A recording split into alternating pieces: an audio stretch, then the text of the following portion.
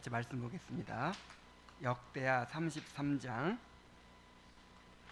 역대하 33장입니다. 오늘 마지막으로 역대하 36장 읽었죠?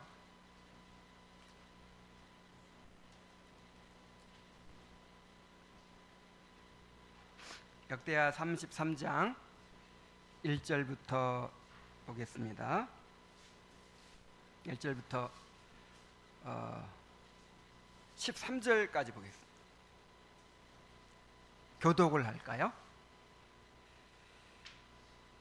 므낫세가 왕위에 오를 때에 나이가 12세라 예루살렘에서 55년 동안 다스리며 여호와 보시기에 악을 행하여 여호와께서 이스라엘 자손 앞에서 쫓아내신 이방 사람들의 가증한 일을 본받아 그의 아버지 히스기야가 헐어버린 산당을 다시 세우며 바알들을 위하여 제단을 쌓으며 아세라 목상을 만들며 하늘의 모든 일월 성신을 경배하여 섬기며 여호와께서 전에 이르시기를 내가 내 이름을 예루살렘에 영원히 두리라 하신 여호와의 전에 제단들을 쌓고 또 여호와의 전 두 마당에 하늘의 일월 성신을 위하여 제단들을 쌓고 또 흰놈의 아들 골짜기에서 그의 아들들을 불 가운데로 지나가게 하며 또 점치며 사술과 요술을 행하며 신접한 자와 박수를 신임하여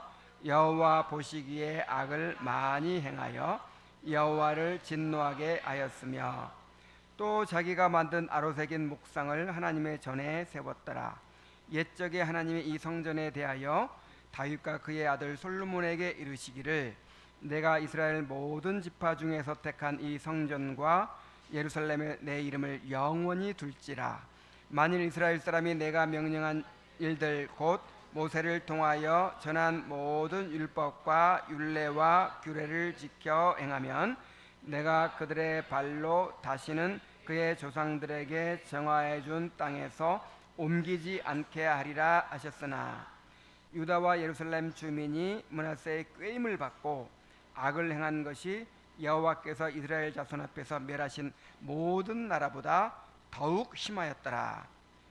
여호와께서 모세와 그의 백성에게 이르셨으나 그들이 듣지 아니하므로 여호와께서 아수르 왕의 군대 지휘관들이 와서 치게 하시매 그들이 므낫세를 사로잡고 쇠사슬로 결박하여 바벨론으로 끌고 간지라.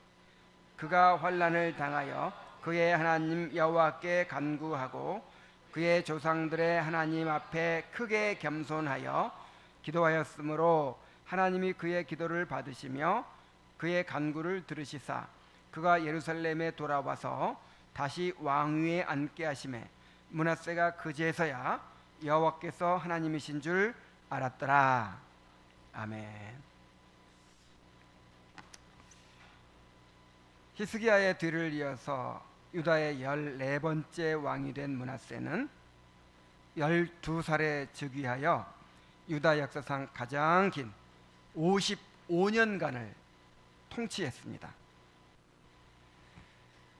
그러나 그는 유다 역사상 가장 극심한 우상 숭배와 악행을 저지르며 하나님의 진노를 샀고 그로 인해서 결국 유다의 멸망을 초래한 인물로 기록되고 있습니다. 그가 우상 숭배하고 또 악행을 많이 했는데 되게 악한 왕들은 재위 기간이 짧잖아요. 근데 이렇게 악한 왕이 가장 악한 왕이었는데 재위 기간이 너무 길었던 거예요. 55년간을 재위를 했어요. 그래서 그 악행의 영향이 너무 커서 이제 그의 손자인 요시야 왕이 놀라운 개혁과 부흥을 일으켰음에도 불구하고 유다의 멸망을 돌이킬 수가 없었어요. 우리는 므낫세의 모습을 통해서 그토록 경건한 부모에게서 이렇게 악한 아들이 나왔다는 사실, 그리고 어릴 때 신앙을 가졌더라도 이렇게 철저하게 타락할 수 있다는 사실에 대하여 놀라게 됩니다.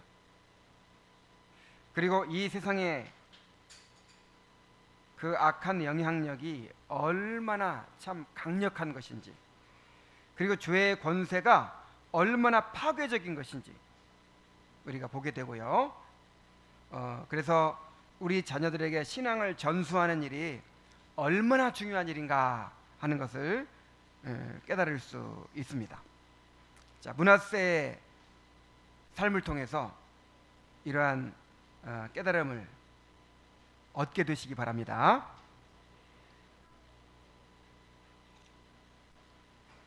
자, 므낫세의 생애를 한번 봅시다.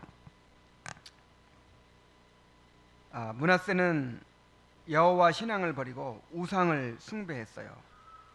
역대하 33장 3절에 보면 그의 아버지 히스기야가 헐어버린 산당을 다시 세우며 바알들을 위하여 제단을 쌓으며 아세라 목상을 만들며 하늘의 모든 일월 성신을 경배하여 섬기며 그랬어요. 자, 히스기야가, 그의 아버지 히스기야가 평생에 걸쳐서 뭘 했죠? 개혁을 했죠. 그래, 산당들을 다 헐어버리고 그 다음에 선왕들이 세운 우상들을 다 헐어버리고 이스라엘 백성들을, 그렇게 이스라엘 백성들에게 또 레위인들이 호소해가지고 우리가 다시 하나님을 섬겨야 된다고 그렇게 그 백성들을 인도해가지고 신앙을 돌이켰어요. 그리고 예루살렘 성전을 정결케 하고 그 성전의 제사를 회복하고 그야말로 일생토록 그렇게 개혁에 매진했잖아요. 그래가지고 큰 부흥을 경험하기도 하고, 그래서 그렇게 해서 겨우 이스라엘 유다의 그 신앙을 되돌려 놨는데 그거를 완전히 뒤집어 엎어버린 거예요, 이 아들이. 그래서 애써서 헐어버린 산당을 다시 세우는 거예요. 또 바알을 위해서 제단을 쌓고 아세라를 위하여 제단을 쌓고, 그러니까 우상도 한두 가지만 섬긴 게 아니라 바알 신도 섬기고 아세라 신도 섬기고 몰렉 신도 섬기고 그 다음에 하늘의 일월 성신, 이 해, 달, 별들을 다 섬기는 거예요. 그냥 우상 숭배를 극심하게 하는 거죠.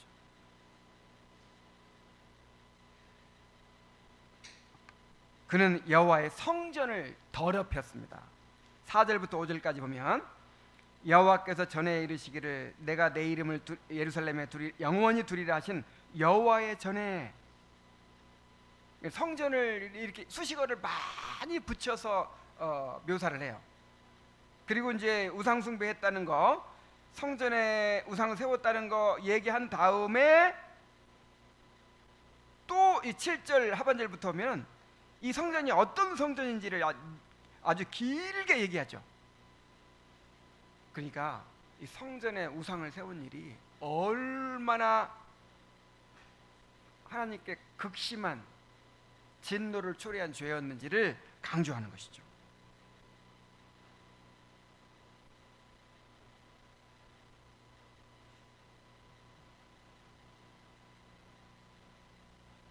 성전 여호와의 전에다가 우상을 섬기는 제단들을 쌓았어요. 야, 참 이게 여호와의 전 두마당에 하늘의 일월 성신을 위하여 제단들을 쌓고, 처음에는 이제 산당들에서만 그렇게 바알 섬기고 아세라 섬기고 하다가 아예 그 우상들을, 제단들을 성전 안으로 끌어들인 거예요. 그러니까 이제 하나님께서는 그 우상 숭배를 간음하는 것이라고 묘사를 했죠. 너는 나 외에는 다른 신들을 섬기지 말라 할 때 그 나 외에는 무슨 뜻이라고 그랬죠? 내 앞에서 내 눈이 보는 앞에서 바람 피우지 마라, 그 말이에요. 몰래 바람 피우는 것도 이거 진노할 만한 일이죠. 몰래 바람 피우는 것도 진노할 만한데, 다른 남자를 집에 데리고 들어와 가지고 안방에서 남편이 보는 앞에서 만약에 간음을 한다고 생각해 보세요.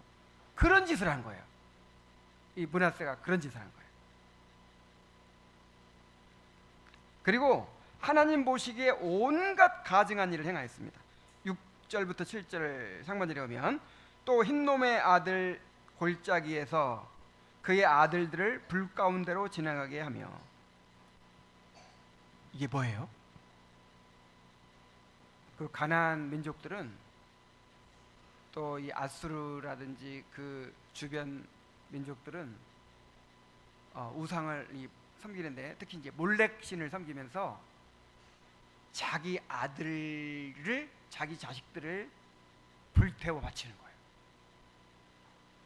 그래서 므낫세가 그의 아들들을 불 가운데로 지나가게 했다, 이 말은, 이 불 가운데로 지나가겠다 이 말은 불태워 바쳤다 그 뜻이에요. 얼마나 끔찍한 일입니까? 여기 아들들도 복수죠, 복수. 하나만 바친 것이 아니고 자기 아들들을, 우상을 그렇게 극심하게 섬긴 거예요. 자기 아들들을 그게 이제 막 완전히 달구어진 그 철판에다가, 빨갛게 달구어진 철판에다가 그 아들을 올려놓는데요. 그는 완전히 막 불에 타는 것이죠.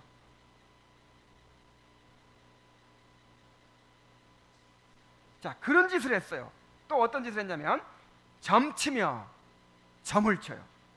사술과 요술을 행하며 뭐 수리수리 마수리 막 하면서, 근데 신접한 자와 박수를 신임하여 그 무당들을 신뢰했다는 거예요. 여호와 보시기에 악을 많이 행하여 여호와를 진노하게 하였으며 또 자기가 만든 아로 새긴 목상을 하나님의 전에 세웠더라. 얼마나 정성을 많이 들였으면 우상을 자기가 손수 만들어요. 자기가 손수 만들어 가지고, 야, 내가 정성 들여 만든 거 하면서 하나님의 성전에다 그 우상을 세우는 거예요. 그래서 여호와 보시기에 가증한 일을 많이 했다, 이렇게 이제 서두에 이야기하죠. 무슨 일? 이 가증하다는 말이 무슨 말이냐면 극도로 혐오하시고 싫어하시고 구역질 날 정도로 역겨워하신다, 그 뜻이에요.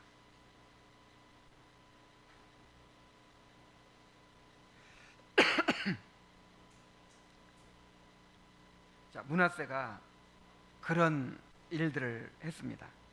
그래서 그는 왕으로서 백성들을 타락의 길로 이끌었어요. 9절에 보면 유다와 예루살렘 주민이 므낫세의 꾀임을 받고 악을 행한 것이 여호와께서 이스라엘 자손 앞에서 멸하신 모든 나라들보다 더욱 심하였더라.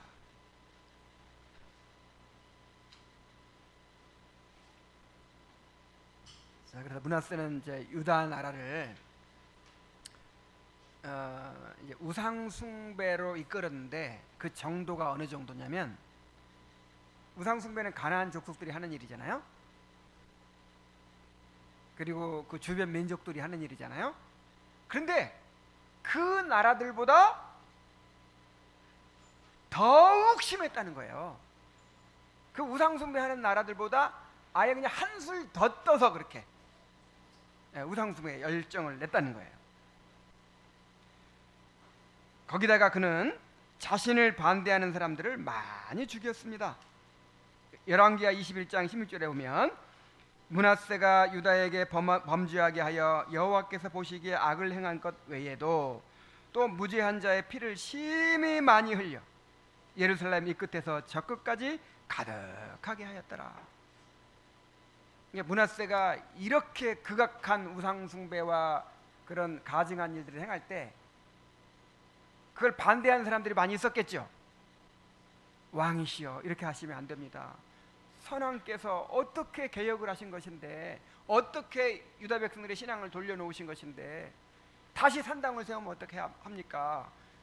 바알 신상을 세우고 아세라 목상을 세우면 어떻게 합니까? 어떻게 성전을 더럽힐 수 있습니까? 하면서 막 간언하고 막 그런 사람들 다 죽인 거예요. 그래서 예루살렘 이 끝에서부터 저 끝까지 그 의로운 자의 피가 가득하게 했다 그랬어요. 그리고 결정적으로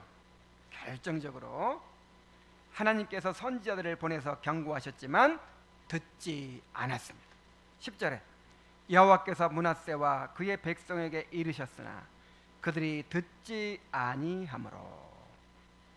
자, 성경에서, 구약 성경에서 하나님의 말씀을 듣지 않았다 하는 것은 저주받은 마음이라 그랬죠. 이거는 하나님의 진노와 심판이 임한다는 이제 그런 메시지예요. 자, 여호와께서 므낫세와 그의 백성에 이르셨으나, 그래서 계속 선지자들을 보내가지고 경고하고 말씀을 전하고 했지만 들어요, 안 들어요? 안 듣는 거예요. 이 하나님께서 전하시는 말씀을 듣지 않는다는 것은 이거는 죽음의 길이에요. 이건 하나님의 진노를 사는 일이에요. 결정적으로 아무리 큰 죄를 지었어도 하나님께서 말씀하실 때 돌이키면 용서해 주십니다. 그러나 그 말씀을 듣지 않는 것은 이건 더 이상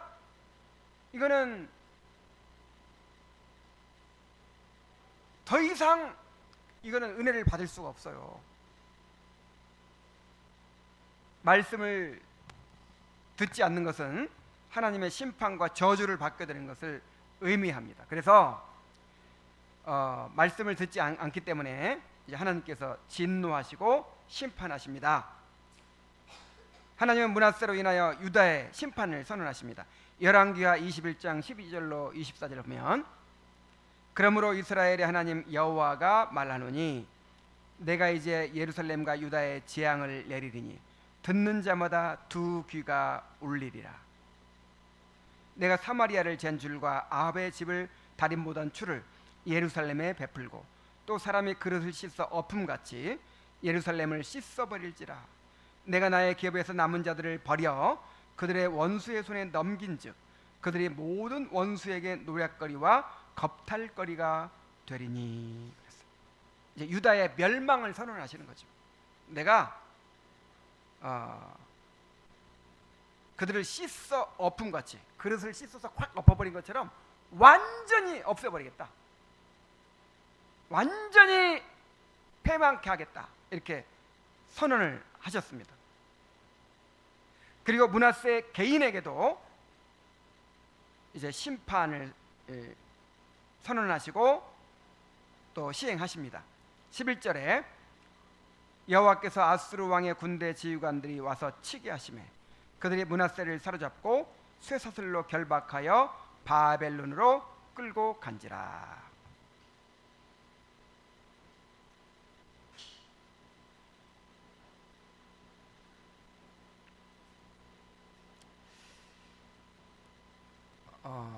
왜 이렇게 하나님께서 유다 백성들에게는 가혹하시죠? 이스라엘 백성, 그 북쪽 이스라엘 백성들은 혼합 신앙에 빠져 있잖아요. 율법을 다 버리고 제사장들 다 버리고 하나님의 언약을 무시하고 혼합 신앙에 빠져 있는데, 유다보다 훨씬 잘 살고 부강하고 그랬다고 그랬죠. 그리고 아수르라든지 바벨론이라든지 뭐 다른 나라들은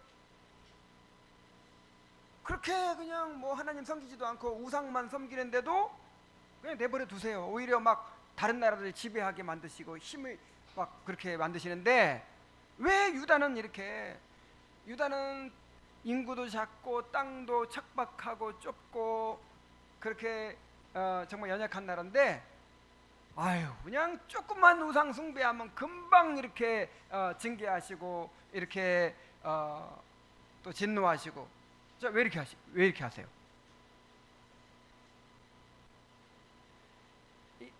다른 민족들은 이미 버린 자식들이야, 버린 자식들. 유다 백성은 하나님의 언약 백성이에요. 유다에 뭐가 있다고 그랬어요? 유다에는 하나님의 성전이 있잖아요. 그리고 하나님께서 기름 부어 세우신 왕들이 있고 제사장들이 있고 선지자들이 있고 또 하나님의 율법이 있어요. 그러니까 유다의 축복은, 유다의 행복은 이 다른 나라들과 달라요. 이 다른 나라들은 그냥 뭐 농사 잘 되고 그 다음에 다른 나라와 전쟁에서 이겨가지고 땅 넓게 차지하고 뭐 다른 나라에서 막 이 탈취해 오고 그러는 게 축복이라면 유다 백성들의 축복은 뭐예요? 유다 백성의 축복은 하나님의 임재를 누리는 거예요.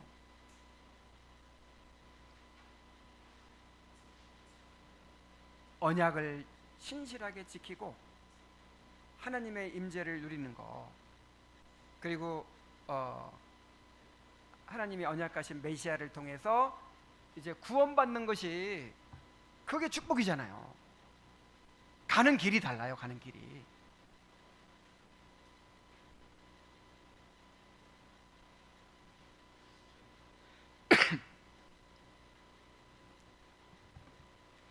다른 사람은 어떻게 살든지 상관할 거 없어요. 정말 우리는 하나님의 언약에 따라 살아야 될 언약 백성임을 기억해야 됩니다. 자, 그런데 놀랍게도 므낫세가 회개해요. 회개.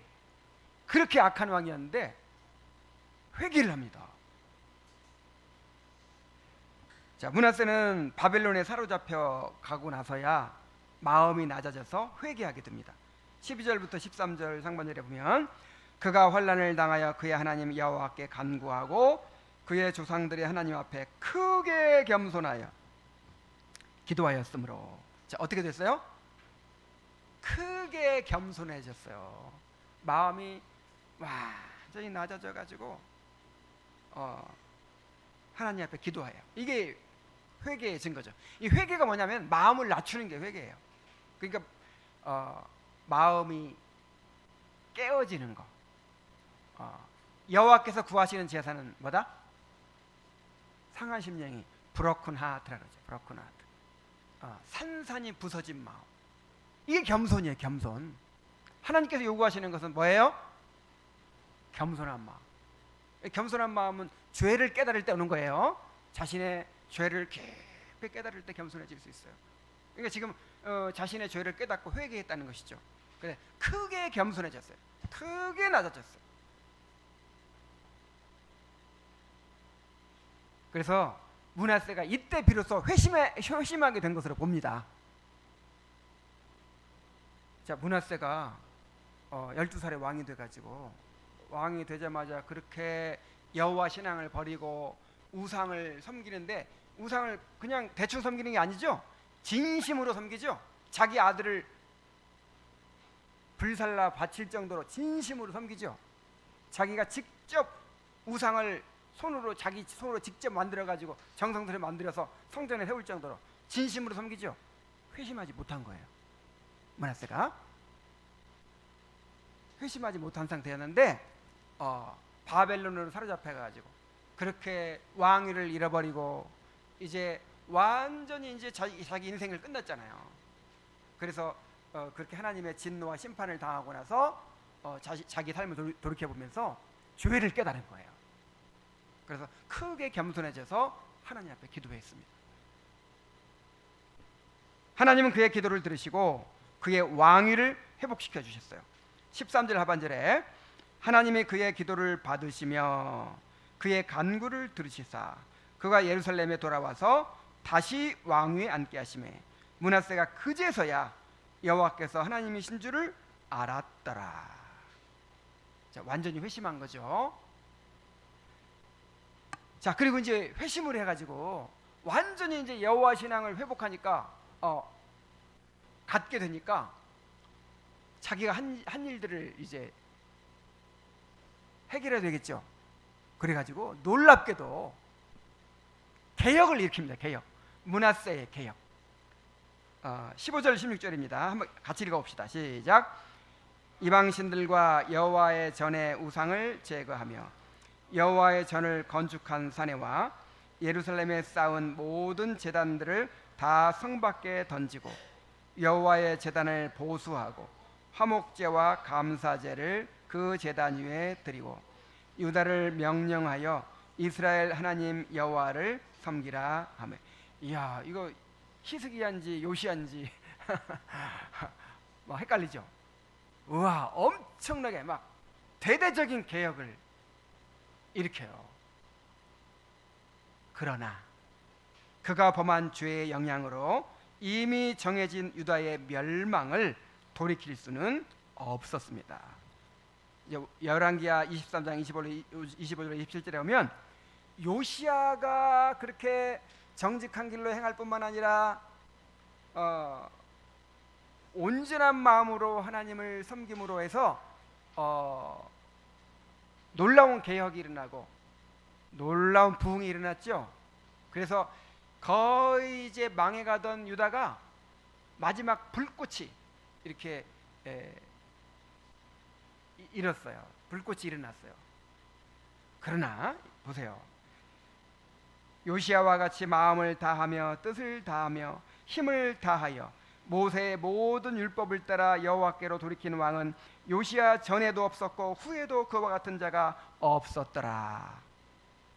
그러나 여호와께서 유다를 향하여 내리신 그 크게 타오르는 진노를 돌이키지 아니하셨으니 이는 므낫세가 여호와를 경노케 한 그 모든 경로 때문이라. 여호와께서 이르시되 내가 이스라엘을 물리친 것 같이 유다도 내 앞에서 물리치며 내가 택한 이 성 예루살렘과 내 이름을 거기에 두리라 한 이 성전을 버리리라 하셨더라.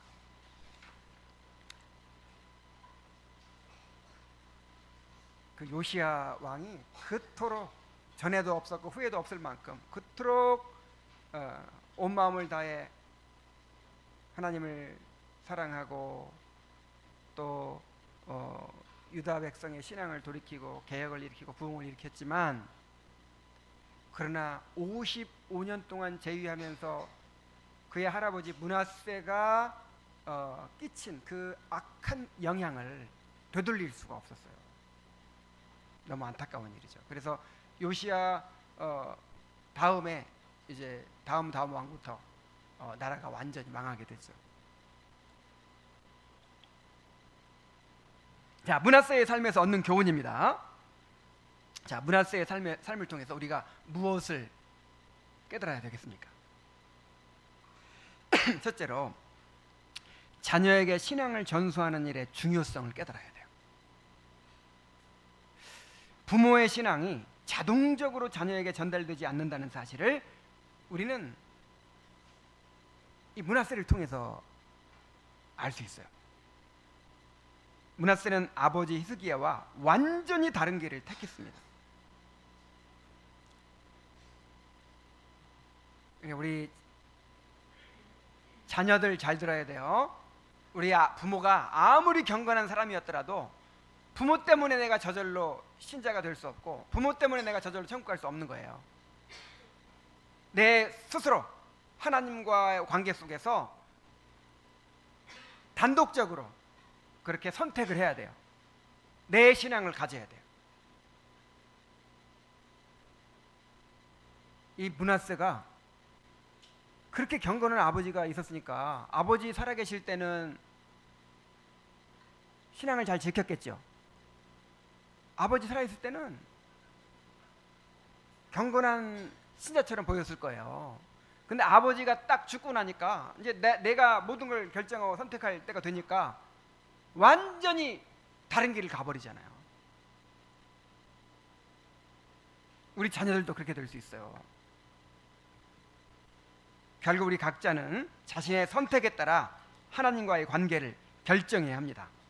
자, 그런데 중요한 것은 자녀는 부모의 영향을 받게 되어 있다는 거예요. 이게 평상적인 하나님의 방법이에요.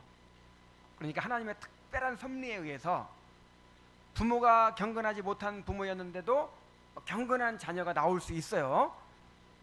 그러나 아이고 뭐 경건한 자녀에게도 이렇게 불경건한 자녀가 나오더라. 경건한 부모에게서도 불경건한 자녀가 나오더라. 또 불경건하게 살아도 자녀가 또 경건한 자녀가 나오더라. 그러니까 뭐 하나님 뜻에 달렸으니까 그렇게 뭐 자녀 교육하는 거 막 그렇게 힘쓰지 않아도 된다. 자, 이거는 오라이 틀려. 절대 옳지 않은 거예요. 하나님께서 특별한 섭리로 행하시는 일이 있고 평상적인 일반적인 방법으로 행하시는 그런 일이 있어요. 그래서 우리는 그런 특별한 역사만 기대하면서 그렇게 살아갈 수가 없는 거예요. 하나님께서 일반적으로 우리에게 정하신 그런 규례에 따라서 우리가 순종해야 되는 것입니다. 그래서 부모를 통해서 신앙을 전수받게 하신 거예요. 자, 그런데 왜 그토록 경건한 히스기야에게서 그토록 악한 아들이 나올 수 있었냐 이 말이에요. 자, 히스기야가 말년에 교만해졌죠. 히스기야가 병들었잖아요. 히스기야가 모든 일을 다 성공적으로 다 마친 다음에 이제 병이 들었어요. 그때 너 앞으로 15년밖에 못 사니까 아니다 그게 아니구나 참. 너 이제 죽을 거니까 유언해라. 그랬더니 히스기야가 내가 이렇게 충성스럽게 하나님 섬긴 걸 기억하옵소서 하고 막 엉엉 우니까 몇 년 15년을 연장시켜 주셨죠. 그런데 그 15년 연장시켜 주는 기간 동안 한 3년쯤 지나 가지고 므낫세를 낳은 거예요. 근데 그 병 낫고 나서 히스기야가 어떻게 됐어요? 교만해졌어요. 그냥 그 부와 영광이 막 하늘 닿게 높아지니까 교만해져 가지고 마음이 교만해져 가지고 그 바벨론 사신들이 왔을 때 막 자기 보물고를 다 보여주고 막 그랬죠. 자, 우리 한번 읽어봅시다. 32장 24절부터 27절 또 31절 보면 그때 히스기야가 병들어 죽게 되었으므로 여호와께 기도하며 여호와께서 그에게 대답하시고 또 이적을 보이셨으나 히스기야가 마음이 교만하여 그 받은 은혜를 보답지 아니하므로 진노가 그와 유다와 예루살렘에 내리게 되었더니 히스기야가 마음의 교만함을 뉘우치고 예루살렘 주민들도 그와 같이 하였으므로 여호와의 진노가 히스기야의 생전에는 그들에게 내리지 아니하니라. 생전에는 내리지 않는다고 했으니까 그럼 언제 내린다는 거야? 죽은 다음에 내린다는 것이죠. 히스기야가 부와 영광이 지극한지라. 그러나 바벨론 방백들이 히스기야에게 사신을 보내어 그 땅에서 나타난 이적을 물을 때에 하나님이 히스기야를 떠나시고 그의 심중에 있는 것을 다 알고자 하사 시험하셨더라. 참 이게 이해하기 어려운 내용인데, 자, 오늘은 시간이 많이 없어서 자세히 말씀드릴 수 없지만 이걸 한 가지 아셔야 돼요. 우리가 생각하는 죄하고 하나님이 생각하는 죄하고 다를 수 있어요.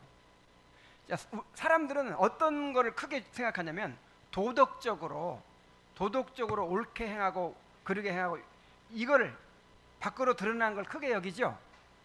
근데 하나님께서 바라보실 때는 교만을 가장 큰 죄로 보세요. 교만을. 그래서요. 되게 교만한 사람이 어떤 사람이 교만해지기 쉽냐면 이게 역설인데 행실을 잘하는 사람이 또 교만해지기 쉬워. 그죠? 남들 보기에 그 인격도 훌륭하고 행실도 올바르게 하고 막 그런 사람이 자기도 모르는 사이에 자기 의의가 높아져요. 그래서 교만해져. 그러면 엉망으로 사는 사람보다 하나님 보시기에는 아주 가증한 죄인인 거예요. 그래서 심지어 어떻게 하시냐면 하나님이 은혜를 살짝 거두셔가지고 일부러 죄를 짓게 만들어요. 일부러 만드신다기보다 은혜를 거두셔가지고 그가 스스로 죄를 택하게 그냥 내버려둬요. 그러니까 죄 짓는 것이 하나님 책임이에요, 그 사람 책임이에요? 그 사람 책임으로. 자, 다윗도 그렇게 하셔요. 다윗도 그렇게 하셨죠.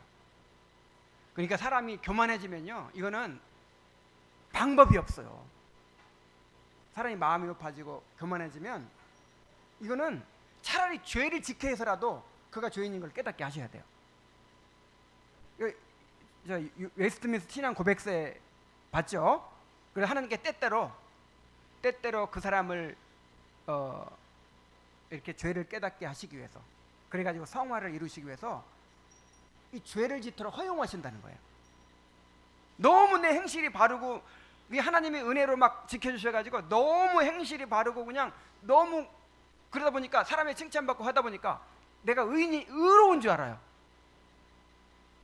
그래서 마음이 높아지는 거예요.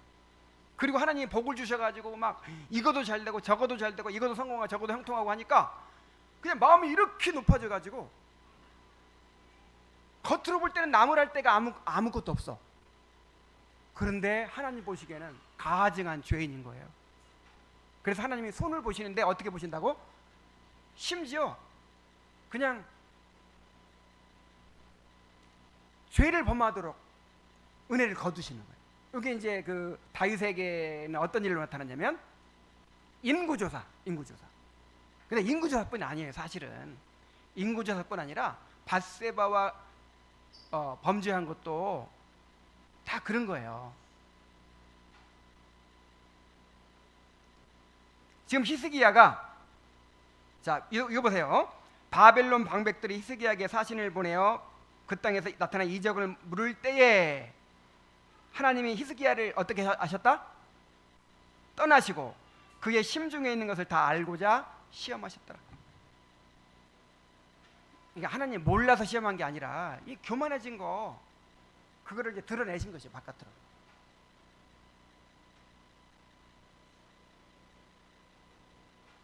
자, 그래서 히스기야가 이렇게 마음이 높아지고 교만해졌을 때 므낫세가 태어났고, 그래서 아들에게 바른 본을 보여주지 못하고 신앙 교육도 잘하지 못했을 가능성이 많은 것이죠. 그보다도 므낫세는 히스기야의 교만에 대한 심판의 결과입니다. 그러니까 히스기야한테 이제 심판을 선언하시잖아요. 그리고 히스기야가 회개하고 막 그러니까 어떻게 했어요? 회개했죠. 하니까 어떻게 했어요? 내가 네 대에는 벌을 내리지 않겠다. 그러니까 히스기야가 하나님이 내 대에 벌을 안 내리신다니까 뭐 다행이다 하고 그랬죠. 네 대에 안 내린다는 건 언제 내린다는 거야? 네 후에 내린다는 거잖아요. 그러니까 이 므낫세의 등장은 히스기야의 교만에 대한 심판일 수가 있는 것이죠.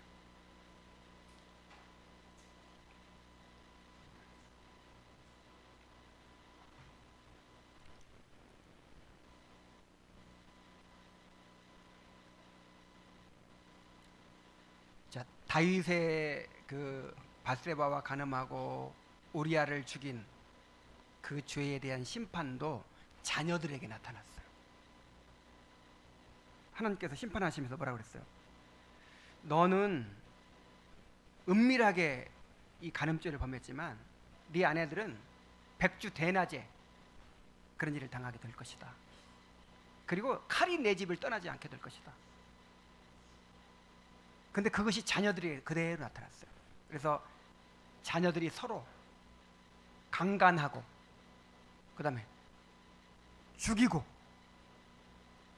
또 아들이 아버지를 반역하고 아버지의 후처들을 백주 대낮에 온 백성이 보는 앞에서 강간하고 이런 끔찍한 일이 일어났어요.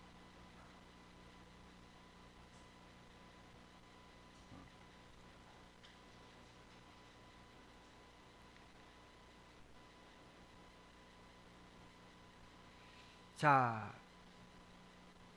그리고 이 세상의 영향력이 얼마나 강력한지, 죄가 어떻게 영혼을 사로잡고 파괴하는지를 또 므낫세를 통해서 볼 수 있어요. 자, 므낫세도 아버지 스라에 있을 때는 아버지를 따라 신앙을 지켰을 것입니다. 그러나 아버지가 죽자 세상의 영향력이 그를 지배하고 죄가 그를 사로잡게 되었습니다. 자, 므낫세가 우상 숭배와 악행을 저지른 것은 무엇 때문이었다고 했냐면 이방 사람들의 가증한 일을 본받아 행한 일이었다고 했어요. 인간의 죄성은 언제나 하나님을 떠나서 자신의 길을 택하려는 경향이 있습니다. 그냥 이 유다 나라가 있고, 유다 나라를 이렇게 둘러싸고 있는 나라들이 있잖아요. 이 북쪽에는 이스라엘이 있고, 저 모압이 있고, 암몬이 있고, 또 이쪽에는 뭐 애굽이 있고, 또 아시리아가 있고, 뭐 이런 주변의 나라들이 엄청난 영향, 가나안 족속들의 그 영향들이 있어요. 그래가지고 하나님의 은혜로 충만하지 못하면, 하나님의 은혜가 이렇게 은혜로 지킴을 받지 못하면 금방 영향을 받아버려요. 금방.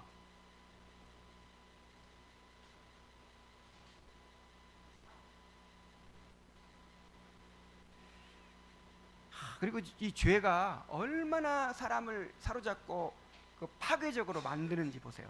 그래서 처음에는 우상 숭배하고 죄의 길을 따라가는 것이 나를 위한 것인 것처럼 보이거든요. 그러니까 하나님을 섬기려면 거룩해야 되고, 자기를 부인해야 되고, 이 세상을 무시하고 저 천국을 바라봐야 되고, 힘들잖아요, 그죠? 그러니까 네가 원하는 거 마음대로 추구하면서 섬겨라 하는 게 우상이거든요. 네 좋은 대로 섬겨라 하는 게 우상이거든요. 그래서 우상을 택했어요. 근데 우상이 어디까지 이끌어가냐면, 자기 자식들을 그 뜨거운 쇳덩어리에 그냥 벌겋게 달아오른 그 쇠에 올려놓고 불태워드리는 그런 지경에 이르잖아요. 그러니까 이 우상 숭배는요, 마귀는 처음에는 너무 달콤하게 우리를 유혹하지만 한번 거기에 발을 들이고 그것을 맛보고 그걸 따라가잖아요. 완전히 사람을 사로잡고 파괴해요. 병들게 해요. 노예로 삼아요.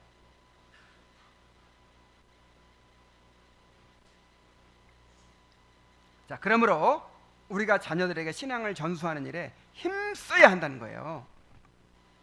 특별히 자녀들의 회심에 관심을 기울여야 됩니다. 야, 정말 이 므낫세가 일찍 히스기야가 죽기 전에 므낫세의 회심을 보고 죽었다면 안심할 수 있었을 거예요. 근데 회심하지 못하니까 그렇게 우상 숭배하는 일에 빠져가지고 그렇게 나라를 완전히 다 망해먹고, 나중에 가서야, 바벨론에 사로잡혀 가서야 회심을 하게 되잖아요.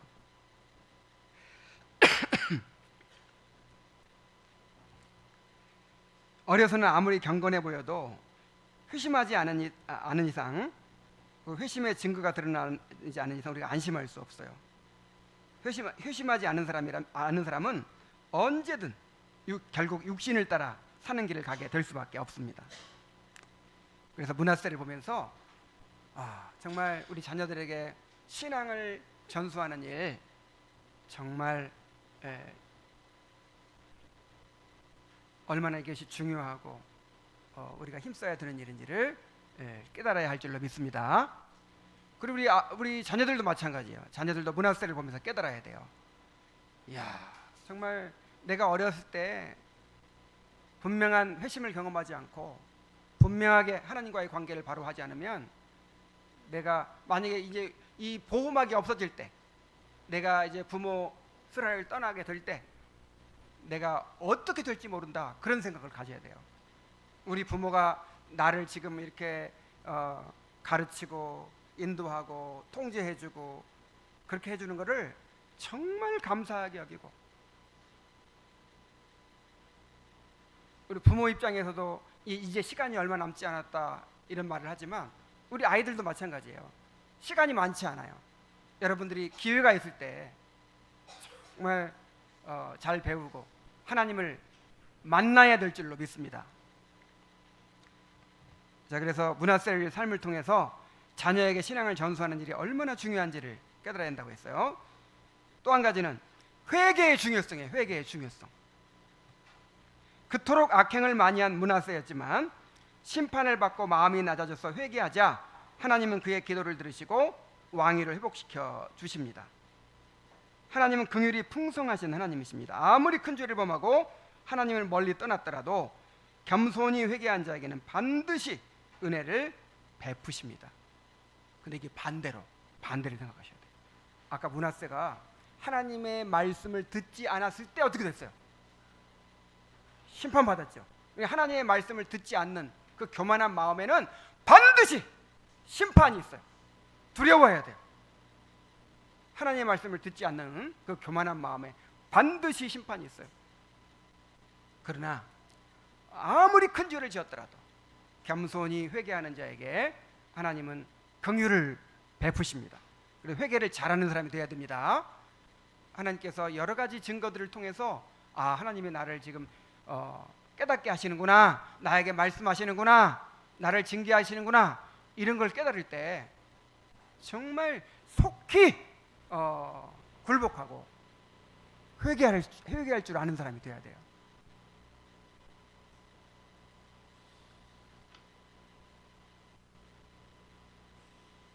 자, 우리 한 가지 더 얘기하자면, 이건 첫 번째 거와 이제 관련이 있는데, 정말 죄를 두려워해야 돼요. 자, 뭘 두려워해야 돼요? 죄. 그러니까 사람들이 이렇게 생각해요. 항상 마음대로 죄 짓고 살다가 나중에 회개하면 되잖아. 우리가 쉽게 죄 짓는 이유가 뭐죠? 이렇게 죄 짓다가 나중에 회개하면 되잖아. 그래서 쉽게 죄를 짓죠. 다윗이 죄를 범할 때도 그런 마음 가졌을 거예요. 이게 죄인지 몰랐겠어요. 그래, 잠깐 동안 이렇게 즐기다가 이렇게 하고 나중에 회개하면 되지 뭐. 그랬을지 몰라요. 물론 하나님은 회개하는 자를 용서해 주시고 심지어 그 경험을 통해서도 합력하여 선을 이루어 주십니다. 심지어 죄에 빠졌던 경험을 통해서도 자신의 죄를 깊이 깨닫게 하시고 하나님을 더욱 깊이 알아가게 하시는 하나님이십니다. 죄까지도 합력하여 선을 이루세요. 그러나 죄는 치명적인 병균과도 같고 독극물과도 같습니다. 그래서 작은 병균이 잠깐 들어갔다 나가고 이 중금속 같은 것이 작은 양이 우리 음식물 속에 섞여가지고 잠깐 이렇게 조금씩 먹고 막 이런 거는 큰 문제가 안 되겠죠. 그러나 이 독극물이라든지 이 병균 같은 거를 지속적으로 계속 섭취하면 어떻게 되겠어요? 오래도록 몸에 쌓여서 평생 영향을 미치는 거예요. 여러분, 큰 죄를 범하고 그 다음에 지속적으로 죄를 범한 것은 나중에 영향이 오래 갑니다. 용서해 주시지만 그 영향은 오래 가는 거예요. 어떤 사람이 술을 지나치게 마셔가지고 위를 다 버렸어요. 간을 다 버렸어요. 그리고 회개하고 예수 믿었어. 다 용서해 주시겠죠? 근데 이미 간경화 걸리고 위궤양 걸리고 그거는 평생 가는 거예요. 우리 아이들 잘 들으세요. 이 인터넷 중독, 게임 중독, 핸드폰 중독 이런 게 진짜 무서운 거래요. 제가 우리 아이들 이거 강의를 한번 해주려고 막 책을 몇 권 읽었어요. 그 미국의 그 중독 이 전문 학자가 쓴 책을 보니까 뇌 구조를 바꿔버린답니다. 이렇게 이제 어떤 인터넷 중독 같은 거에 빠지잖아요. 그러면 아예 뇌 구조가 바뀐대요. 그래서 그걸 나중에 이제 끊고 돌이켰어도 고쳤어도 나중에 쉽게 또 빠지게 된대요. 그런 사람. 이게 우리의 집중력을 엄청나게 망가뜨리고, 자, 집중력을 망가뜨리는 건 왜 그렇게 심각한 문제가 되냐면 우리 영적인 삶이라고 하는 것은 끊임없이 자기를 돌아보는 것이고 성찰하는 것이고 또 하나님을 묵상하는 것이죠. 그게 안 되어버리는 거예요. 그게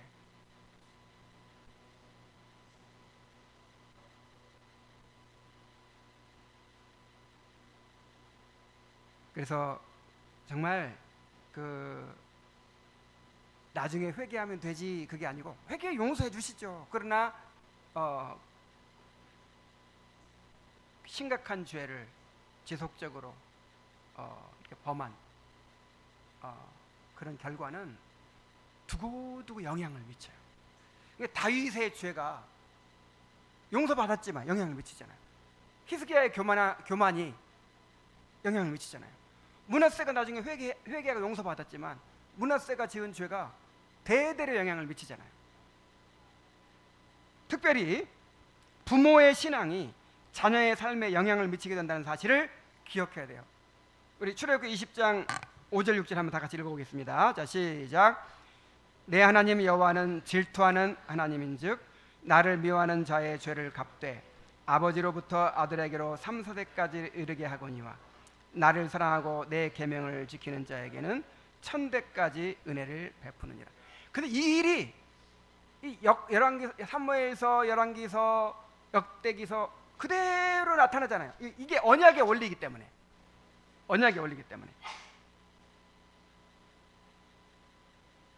그러므로 우리 자신뿐만 아니라 우리 자녀들의 삶을 위해서도 언약의 신실한 삶을 살아야 합니다.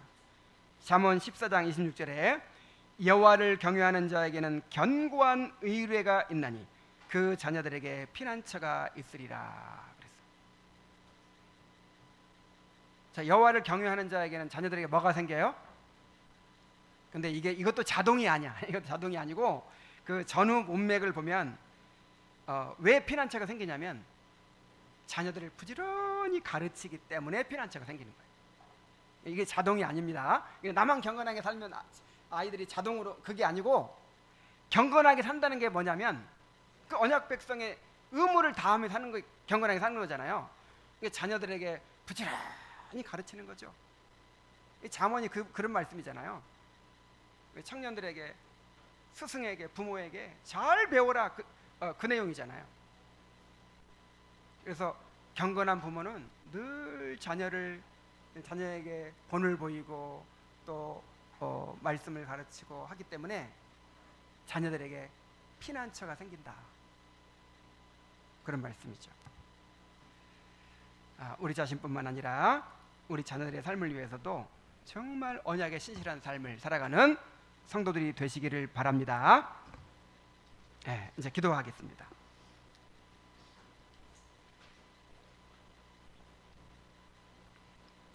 자, 먼저 오늘